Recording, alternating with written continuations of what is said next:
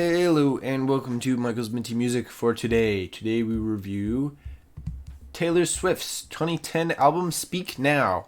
It's alright. It's pretty much her last kind of purely country album before she went over to being mostly just pop. So it's kind of in the last bits of that era. There's a little bit of it on Red, but this is the last album which really has that in full swing. This is the track listing, and these are the tracks I added to my playlist. 7 out of 14, exactly half. The main problem that I personally have with this album is there are a lot of songs I just don't really enjoy next to songs which I really do like. The album is varied enough that I like some of the music, but it's still too limited to the country music space that I don't really enjoy listening to.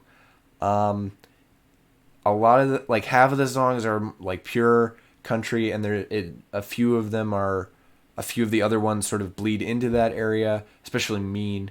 But overall, I just can't really enjoy the album because there are songs on it that I personally don't really like the genre of, just in general.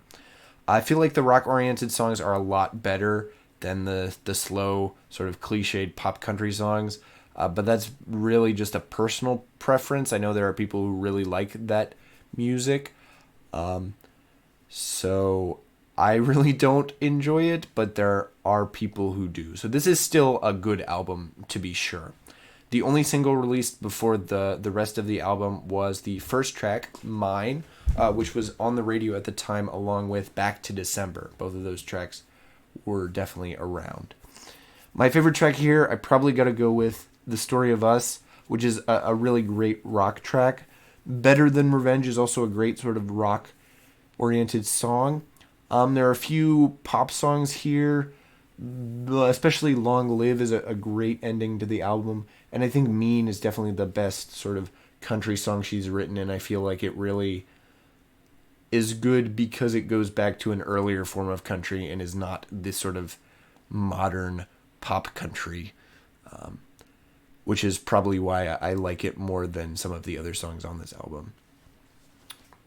Now, I rank this second to last out of all of Taylor Swift's albums, mostly just because there's a lot of songs here that I don't enjoy very much, and as a result, the album really can't come together for me. I recognize that it is pretty consistent in terms of the music styling, and it is pretty, got a nice flow, but there's just songs here that they don't mesh with me.